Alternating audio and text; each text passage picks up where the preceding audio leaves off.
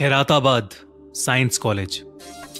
विशु और उमे कॉलेज के सबसे अफलातूनी लड़कों में से थे, जो ना बोला जाए वो सबसे पहले करने पहुंच जाते थे।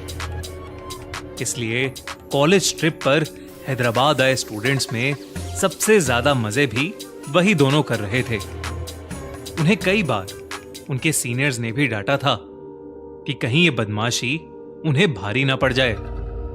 भले ही अभी ये उनके कॉलेज का पहला साल ही था, मगर वो दोनों ही हर चीज एक्सपीरियंस करना चाहते थे। रात को वो दोनों बिना किसी को भी बताए अपने होटल से निकलकर एक वॉक पर चले गए। उन्हीं के होटल के पास एक बहुत बड़ी बिल्डिंग थी, जो एक खंडर जैसी लग रही थी। उसके सामने ही एक चाय की छोटी सी दुकान थी। वो दोनों उस दुकान पर चाय पीने पहुंच गए। बातों बातों में विशु ने उस बूढ़े दुकान वाले से पूछा कि हैदराबाद में देखने के लिए क्या खास है। इस पर उस दुकान वाले ने जवाब दिया कि घूमने को जो है वो उनको उनका फोन बता देगा, पर साथ ही उसने कहा कि हैदराबाद में कुछ ऐसी भी जगहें हैं जिनके आसपास भी उन्हें भटकना नहीं चाहिए, जैसे कि उनके ठीक सामने वाली वो सुनसान बिल्डिंग। ये सुनते ही विशु और उमे की दिलचस्पी और बढ़ गई। उन्होंने दुकान वाले को उकसाया कि वो जरा खुलकर बताए। उस बूढ़े दुकान वाले ने उन्हें सचेत करते हुए कहा कि वो बिल्डिंग जो उनके ठीक सामने है वो कोई आम बिल्डिंग नहीं, बल्कि हैदराबाद की सबसे भूतिया जगह है, जिसे लोग खैराताबाद साइंस कॉलेज के नाम से जानते हैं। उस बूढ़े दुकान वाले ने बताया कि वो बिल्डिंग अब भले ही बस एक बड़ा सा खंडर बन चुकी है, पर वो आज तक वहां के लोगों को डराए रखती है। उस दुकान वाले ने बताया कि वो बिल्डिंग एक साइंस कॉलेज हुआ करती थी, जहां डेड बॉडीज पर मेडिकल रिसर्च भी किया जाता था।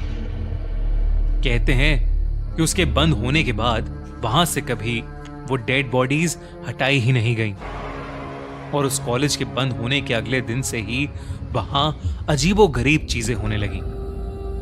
दुकान वाला बूढ़ा आदमी ये बात कहते ही मानो कांप सा उठा,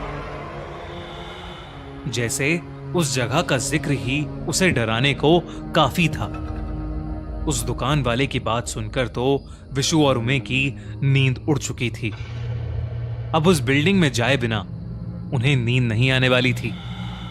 उमे को लगा कि दुकान वाला उन्हें बस डरा रहा था, मगर जब इस बिल्डिंग के बारे में उन्होंने ऑनलाइन रिसर्च किया तो उन्हें कई आर्टिकल्स मिले जो बताते थे कि वो जगह हॉन्टेड है, और कई आर्टिकल्स में तो वहां ना जाने की बहुत सारी वार्निंग्स भी थीं। पर उमे और विशु ने वहां जाने की ठान ली थी। आधी रात के बीच विशु और उमे अकेले ही खैराताबाद साइंस कॉलेज की तरफ चल पड़े। उस पुरानी सी बिल्डिंग को चारों ओर से पेड़ों ने जकड़ रखा था। वहां बिल्कुल अंधेरा था, और बस उन्हें चांद की रोशनी से ही आगे बढ़ने का रास्ता दिख रहा था। उमे ने विशु से उसके फोन का कैमरा ऑन रखने को कहा, ताकि वो अगले दिन सुबह सबको दिखा सकें कि वहां कुछ भी नहीं है। लेकिन जैसे ही वो उस बिल्डिंग की तरफ आगे बढ़े, अचानक एक चमगादड़ों का झुंड उनकी आंखों के सामने से गुजरा। विशु थोड़ा घबरा गया, पर उमे अभी भी मस्ती के मूड में ही था। तभी उन्हें पीछे से एक जोर की आवाज आई, कौन है? कौन है वहां?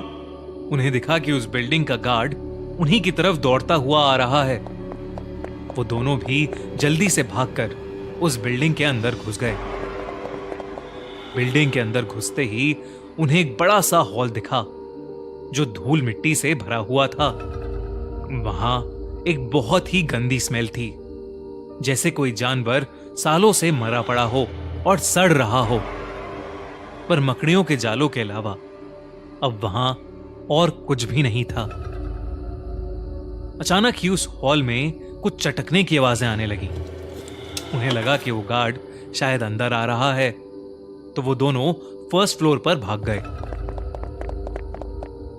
ऊपर वाले फ्लोर पर उन्हें चारों तरफ बस बड़े बड़े खाली कमरे दिखाई दे रहे थे, जो शायद एक टाइम पर क्लासेस हुआ करती होंगी। वो आगे बढ़े जा रहे थे कि तभी उन्हें एक रूम से बहुत तेज बदबू आई। उस रूम के अंदर घुसे तो उन्हें लगा कि शायद वो रूम कभी बायो लैब रही होगी, पर अब वो खंडर से ज्यादा और कुछ भी नहीं था। लेकिन उस रूम के कोने में एक खिड़की थी, जिस पर विशु की नजर जाते ही वो सहम उठा। वहां एक लड़की कूदने को तैयार खड़ी थी। विशु उसकी ओर उसे बचाने भागा। उसने उसे चिल्लाकर रोकने की भी कोशिश की, लेकिन विशु ने जैसे ही उस लड़की का हाथ पकड़ा, उसे ऐसा महसूस हुआ जैसे उसने किसी लड़की का नहीं बल्कि कोई बहुत ही कठोर चीज हाथ में पकड़ी हो। और तभी विशु और उमे के देखते देखते ही वो लड़की एक कंकाल में बदल गई। ये देखकर विशु ने अपने होश खो दिए और वो उसी खिड़की से फिसलकर नीचे गिर गया। दूर खड़ा उमे सुन्न पड़ गया था। उसने विशु को खिड़की से गिरता देखा, मगर वो कंकाल अब भी वहां था। डर के मारे वो उल्टे कदम भागा, लेकिन जैसे ही वो पीछे मुड़ा, उसे कई सारे कंकालों ने घेर लिया था। वो किसी तरह वहां उस रूम से बाहर भागा और वो सारे कंकाल भी उसके पीछे पीछे आने लगे। तभी उसने देखा कि उस बिल्डिंग का गार्ड नीचे खड़ा है। उसने गार्ड को आवाज लगाई, लेकिन उस गार्ड ने कुछ भी रिएक्ट नहीं किया। उमे गार्ड के पास भागकर पहुंचा। उस गार्ड की पीठ उमे की तरफ थी।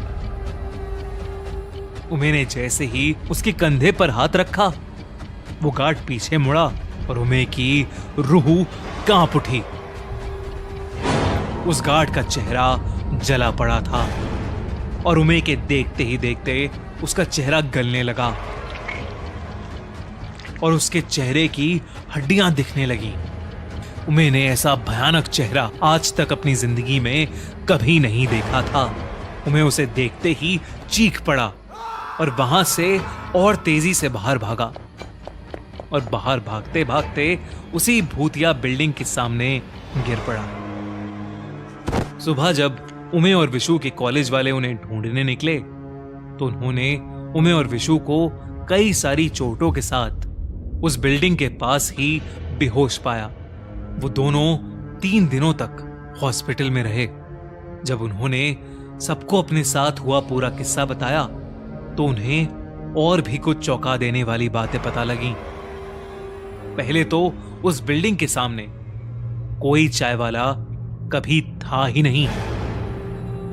वो उस रात जिससे भी मिले वो शायद कभी एग्जिस्ट ही नहीं करता था। दूसरा ये कि खैराताबाद साइंस कॉलेज बंद होते ही जिस सिक्योरिटी गार्ड को वहां की देखभाल के लिए अपॉइंट किया गया था, उसकी लाश जली हुई हालत में कॉलेज के अंदर ही मिली थी। जरूर ही उमे ने उसी गार्ड की आत्मा को वहां देखा था और वो दोनों अकेले नहीं थे जिन्होंने उन कंकालों को देखा था। ऐसे कई और भी लोग हैं जिन्होंने वहां से गुजरते हुए कंकालों को चलते हुए देखा है। विशु और उमे को इस बात पर अब कोई शक नहीं था कि खैराताबाद साइंस कॉलेज हॉन्टेड है और वो शायद अपने साथ हुए इस भयानक एक्सपीरियंस को कभी नहीं भूल पाएंगे।